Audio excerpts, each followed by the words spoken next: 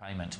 So the question to the panel is, what are your thoughts on the importance of tax benefits in an investment decision? And we'll start off with the mortgage broker to start with. Accountants, as we know, love the tax deductibility.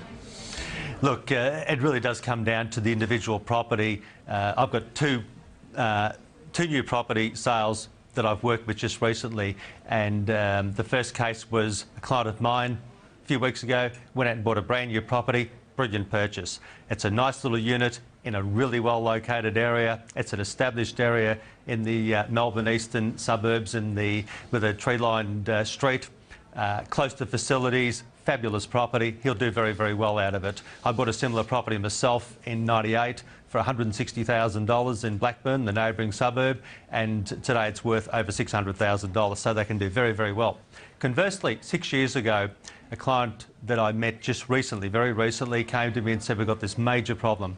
We're advised by a financial advisor to go into this property because of the huge tax benefits. This client is on very high income, certainly the top marginal tax bracket, and they paid $1.25 million for the property here in Glebe, Sydney.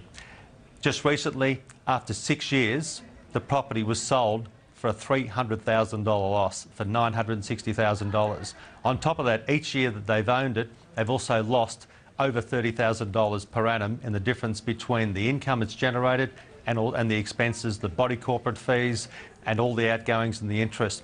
Now, on the first level, it was a wrong property to buy for this client, no matter how wealthy they were. $1.25 million is a high concentration in one property, and it's also at the top end of the market or at the upper end of the market, which means that there are much fewer people available to rent it, and to get ongoing rental increases is very difficult. So those two people have bought properties that are brand new. One it's going to work brilliantly for, the other one has already lost $300,000 in capital, and I haven't quite worked out how much, but it's roughly $300,000 in cash flow. She wanted to keep that property for another 3 years, hoping the market would grow, but the advice was in the end that you'd probably be another $120,000 worse off from your cash flow and still not get your money back. So it can work, often it doesn't. Off the plan is probably the biggest danger, buying in known conditions, settling in unknown conditions. The economy and the market could be anything.